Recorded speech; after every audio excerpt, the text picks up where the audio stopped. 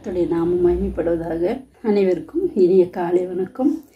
இன்றைய கால தியானத்திற்காக ஒரு ஸ்திரீயை குறித்து நாம் தியானிக்கலாம் என்று நினைக்கிறேன்.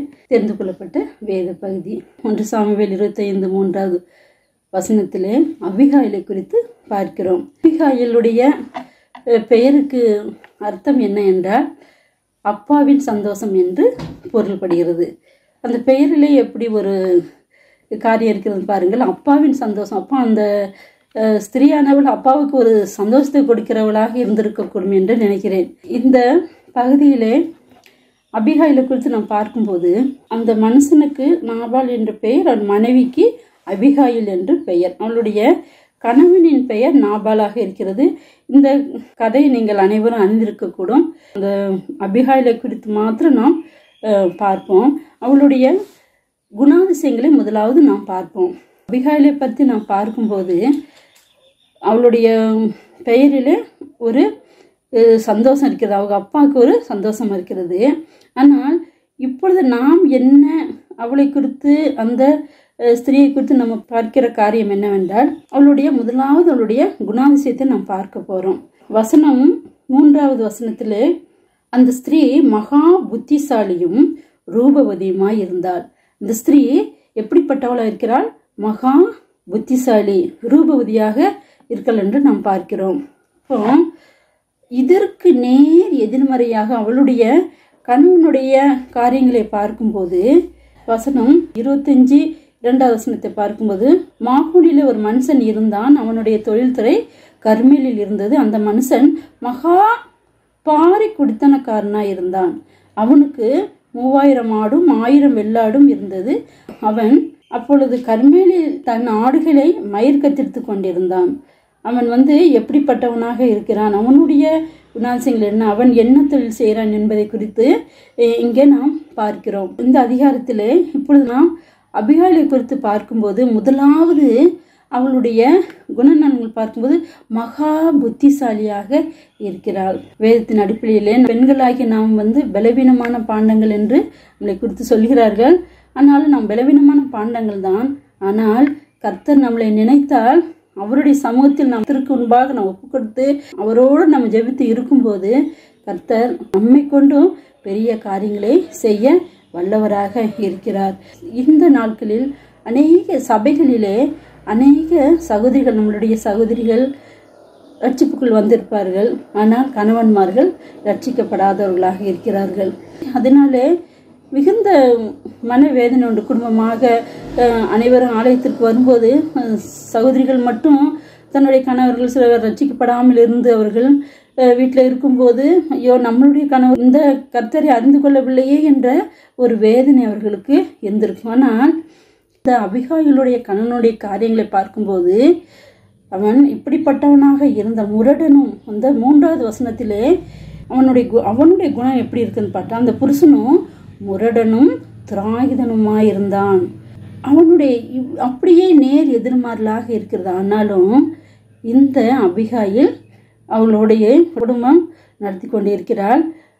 அப்போ இப்படிப்பட்ட துரோகிதனும் முரடனுமாய் இருக்கிற அந்த மனிதனோடு எவ்வளவு பொறுமையாக இந்த அபிகாயில் இருந்திருக்க முடியும்? இப்பொழுது அவளுடைய குணத்திலே இப்பொழுது நம்ம ஒரு பொறுமையையும் நாம் இங்கே காண முடிகிறது. முதலாவதவா புத்திசாலியா இருக்கிறா, 2வது ஒரு பொறுமையை மிகுந்தவளாக இருக்கிறா. அடுத்ததாக வசனம் 18 பார்க்கும்போது, அப்பொழுது அபிகாயில் தீவிரமாய் 200 அப்பங்களையும் 2 துருத்தி திராட்சரசத்தையும் சமையல் பண்ணப்பட்ட 5 ஆடுகளையும் 5 படி வறுத்த பயிற்றையும் வற்றலாக்கப்பட்ட 100 திராட்சை குலையும் வற்றலான 200 அத்திப்பழ அடைகளையும் எடுத்து கழுதையின் மேல் ஏற்றி. இந்த கதையை நீங்கள் எல்லாரும் அறிஞ்சிருக்கீங்க. ஆனாலும் இதில் அவளுடைய குணாதிசயத்தில் ஒன்று சுறுசுறுப்பாக தீவிரமாக தேவை அறிந்து உதவி செய்யக்கூடியவளாக இருக்கிறாள். முதலாவது அவளுடைய குணாதிசயம் பார்த்தோம், புத்திசாலியா இருந்தா, பொறுமை உள்ளவளா இருந்தா.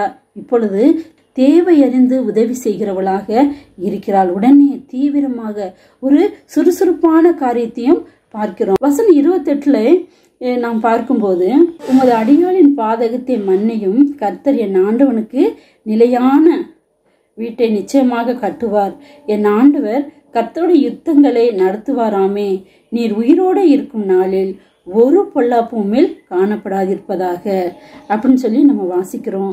இந்த வசனத்தை நம்ம பார்க்கும்போது அடுத்த ஒரு குணாதிசயம் என்னவென்றால், அவள் தன்னுடைய வாயை ஞானம் விளங்க திறக்கிறவளாக இருக்கிறாள். நம் நீதிமொழிகளிலே நம்ம பார்க்கும்போது, குணசாலியான ஸ்திரீ தன்னுடைய வாயை ஞானம் விளங்க திறக்கிறாள், தயையுள்ள போதகம் அவருடைய வாயின் கீழே இருக்கிறது. இது போலதான் இந்த அபிகாயில் தாவீதிடத்திலே எவ்வளவு அருமையாக இவ்வளவு விசாரித்து நாணமாக பேசுகிறாள், புத்தியாக பேசுகிறாள்.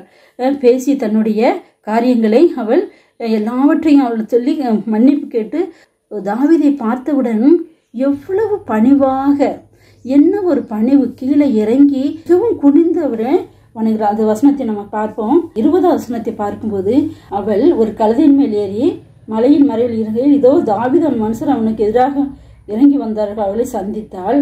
23வது வசனத்துல பாருங்க, அபிகாயில் தாவீதை காண்கையில் தீவிரமாய் கழுதை விட்டு இறங்கி தாவீதுக்கு நேராக முகங்குப்புற விழுந்து பணிகிறார். எவ்வளவு ஒரு பணிவு! இதுல அவளுடைய பணிவான காரியங்கள் தெரிகிறது. தேவை அறிந்து உதவி செய்கிறவளாக இருக்கிறார். மாத்திரமல்ல, பணிவுடையவளாக இருக்கிறாள். தன்னுடைய வாயை நாணம் விளங்க திறக்கிறாள். தயை உள்ள போதகம் அவளுடைய வாயின் கீழே இருக்கிறது என்று நாம் பார்க்கிறோம். மாத்திரமல்ல, இறுதியாக அவளுடைய கணவனுக்கு வரக்கூடிய காரியங்களை என்ன செய்கிறார்? பொல்லாப்பு வராதபடி தாவீதிடத்துல போய் அருமையாக நாணமாக பேசி அந்த பொல்லாப்பு காரியத்திலிருந்து தன்னுடைய கணவனை காப்பாற்றக்கூடியவளாக இருக்கிறாள். என்னுடைய பிள்ளைகளே, இந்த நாளிலும் இப்படிப்பட்ட குணாதிசயங்களை தரித்து கொண்டவர்களாக நம்முடைய குடும்பங்களிலும் நம்மளுடைய சபைகளிலும் மற்ற இடங்களிலும் விதமாக நம்ம செயல்படணும். கர்த்தருடைய பிள்ளைகளாகி நீங்கள் உங்களுடைய கணவன்மார்கள் ரட்சிக்கப்படவில்லையே என்று நீங்கள் மனதில் எடுத்துக்கொண்டு அதுக்காக நீங்க துரிதமாக என்ன செய்யணும்? ஆண்டவருடைய பாதத்தில் போய் ஒவ்வொரு நாளும் கண்ணீரோடு ஜெபித்து, சோர்ந்து போகாமல் கண்ணீரோடு ஜெபித்து நீங்கள் காரியங்களை மேற்கொள்ளும் போது கர்த்தர் சீக்கிரமாக உங்களுடைய ஜெபத்துக்கு பதில் கொடுத்து உங்கள் கணவன்மார்கள் ரட்சிக்கப்பட்டு பரலோக ராஜ்யத்திற்கு அவர்களும் இந்த கர்த்தரை அறிந்து கொள்வதற்கு, ரட்சிப்புக்குள் வருவதற்கு கர்த்தர் உதவி செய்வார். நிச்சயமாக முடிவுண்டு. உங்கள் நம்பிக்கை ஒருபோது வீண் போகுது என்று நீதிமொழி 23:18 சொன்னது பிரகாரமாக அந்த வார்த்தைகளை, அந்த கர்த்தருடைய வார்த்தைகளை நாம் மனதில் வைத்தவர்களாக நம்முடைய கணவன்மார்களை கர்த்தருக்குள்ளாக கொண்டு வருவதற்கு பிரயாசப்படுவோம். மாத்திரமல்ல, மேலே சொன்ன அனைத்து குணாதிசயங்களையும் தரித்தவர்களாக நாம் வரக்கூடிய நாட்களிலே சாட்சியாகவும் சபைக்கு சாட்சியாகவும் ஜீவிக்க கர்த்தர் நம்ம ஒவ்வொருவருக்கும் கிருபை செய்வாராக. கர்த்தருடைய நாமமே மகிமைப்படுவதாக. ஆமென்.